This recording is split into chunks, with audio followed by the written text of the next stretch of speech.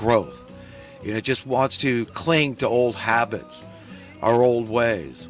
It doesn't want to let us go. So it's tapped into that negative psychological effect. None of us know reality, really. We have no idea how good our reality could be, even with all the horrible things we have to face as human beings. The heat and the cold, the horrible natural disasters out there, all the accidents that can befall us and worse, befall our loved ones, all the diseases and death, ultimately death for all of us. We all face that every day. We're here for such a short period in time in the scheme of things. But how many of us ponder that, really think, about the brevity of our time, the tenuous nature of it. Here today, gone tomorrow. That's it. But we should contemplate these things. We should be very introspective and sober-minded and take advantage of the day while it's light, making reference to the things Jesus taught. And, and do things in the light and grow as human beings and encourage others and to grow, to be better human beings, and just say, you know what? I see how these people work, and I see that humanity is together, collectively, getting a couple of steps ahead of these people. And it's just like children on a playground, the good children from the bad children, the children that are conscientious, that want to get along, that want peace, that want to play together and have fun together, and those that won't. They won't play nicely. They won't share. That's wrong. But our reality, the only true reality, is the one that God would give us. Since everything belongs to God, we're God's children, made in the image and likeness of God, like little gods, essentially. That's what human beings are. We're not the angels. They're more powerful beings. They're different beings, made for a different purpose, a different lot in eternity. But we have a great lot as human beings. We're very dynamic, always growing and changing, with unlimited potential, and we're eternal beings. And we're at the top of the intellectual food chain. We're very special and beloved. So we have a great lot, and it's nothing that we should, feel small about. And, we're created just a little lower than the angels, is the way the Bible puts it. It's what Jesus taught. So we should know that we've got big shoes to fill, and it's nothing to be egotistical about.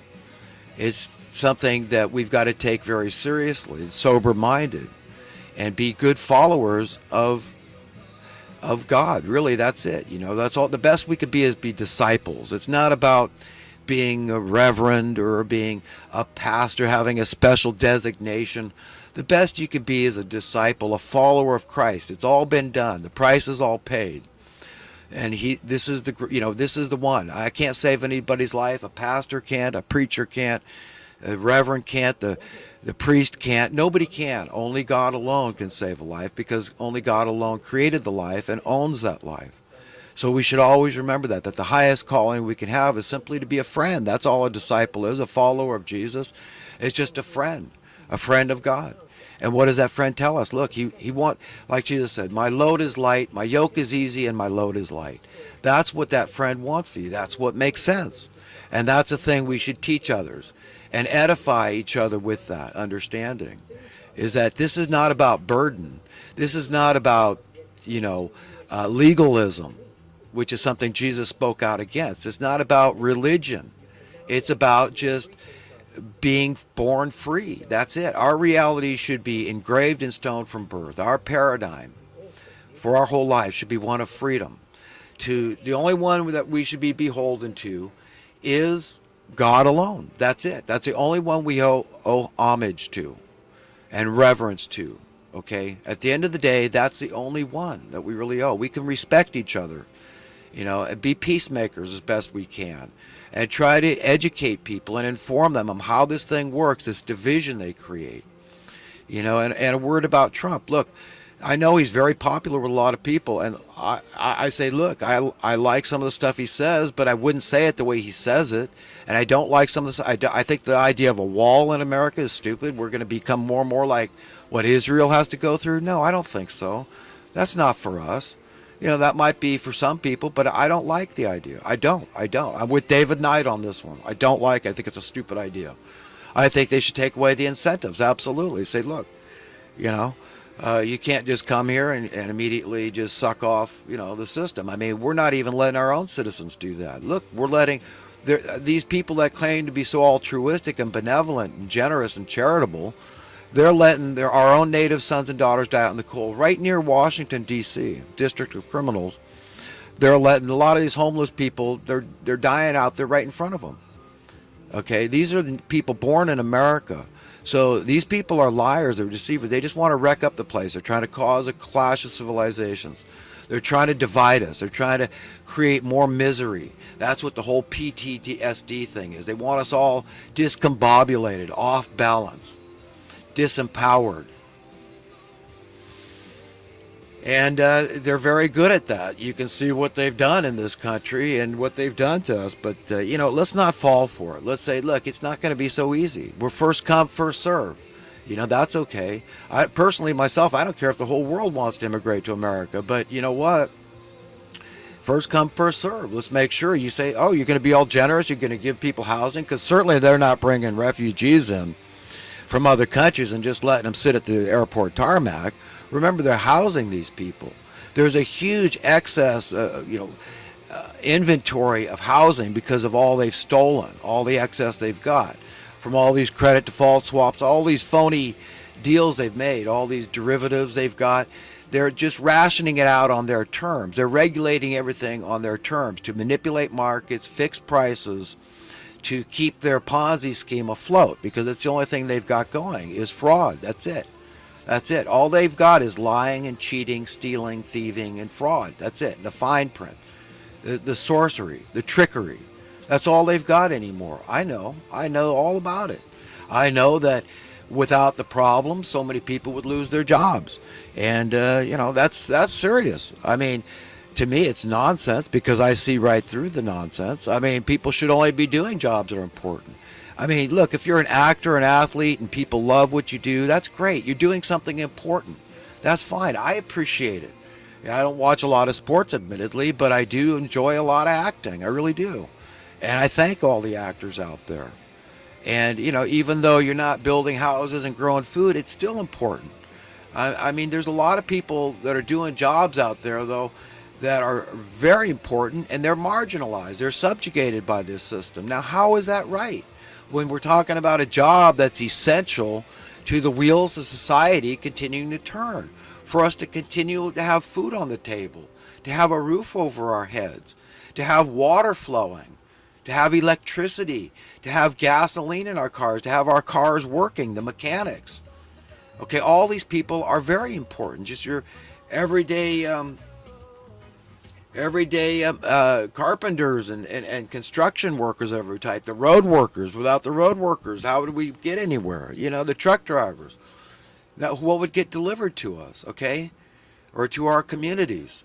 So we need each other. We need the collective. It's a beautiful thing. But you see, this idea that people got to be left out of the prosperity loop is invented. It's a lie from the pit of hell. That's my point. And if we simply had sound currency, it's not about giving raises all the time. The only reason we need a cost of living adjustment, which really it's a two-way street. It could work both ways. I mean, if your currency continues to increase in worth, it wouldn't matter if you got a cost of living adjustment the other direction, so where your wages went down, as long as you were able to maintain the same standard of living because your currency bought you the same worth. You understand? So when a minimum wage was first set, it had a reasonable buying power, set with things like checks and balances and accountability. Perhaps the check and balance, the accountability of just precious metals, let's say. If we want to play this game in a way, okay, well, here, this is engraved in stone. It's, it's backed by this. If you want to fiddle with it, well, you're fiddling with the price of gold and silver. And, that's a kind of tricky business there. So, it is a game. And it can be played properly to where it was fair and equitable, but they don't want that. That means sound currency. And if we had sound currency, that means it would create a rising tide of prosperity across the board. So it's a very American precept, It's an egalitarian precept, and it just creates a lot of equality. I say, well, if people are afraid, they think, well, if that happened, just what if? What if, it's, you know, if that's possible, that we could really have everybody be prosperous, wouldn't people stop working? Well, if let's at least test the waters. If that's, if you think that's a valid notion, then let's at least push the limits and see how far we can take it before the system starts breaking down and people stop doing their jobs. But I have a distinct feeling it won't. I really do. I think that our conscience is sufficient.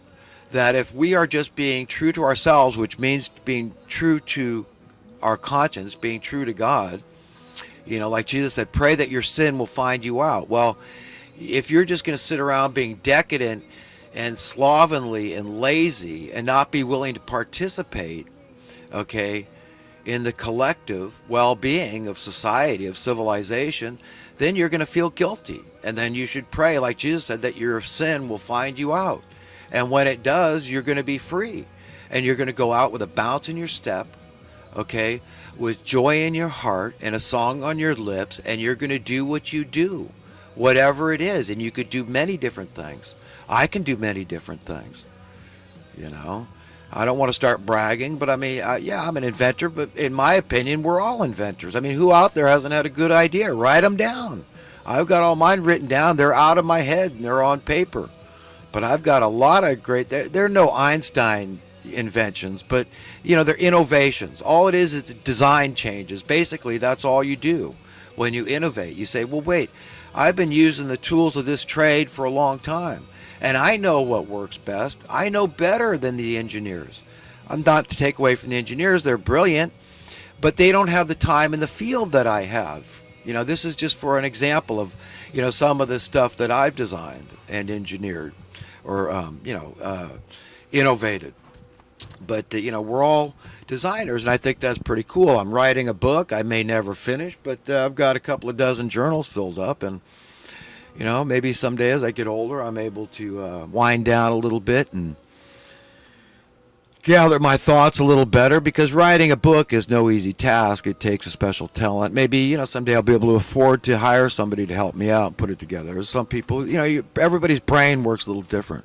We all have different talents.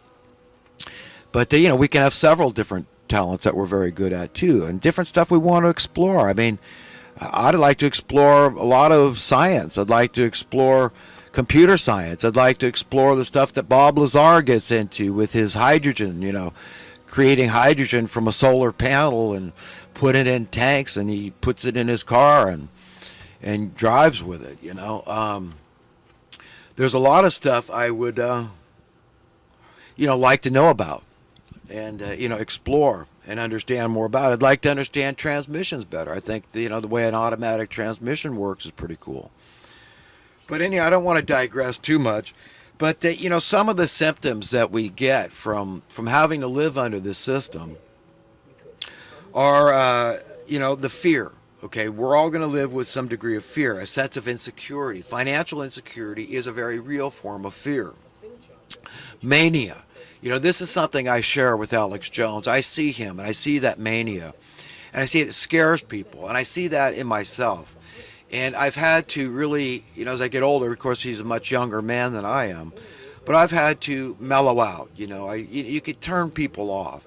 It's very difficult to impose on family and stuff like that. And doing this video blog for me is, I think my family appreciates it, because I'm probably less manic when I get them on the phone or I see them in person, just about the state of affairs in the world and how we've all got to wake up and smell the coffee and how it all works, and just, going on and on about, everything.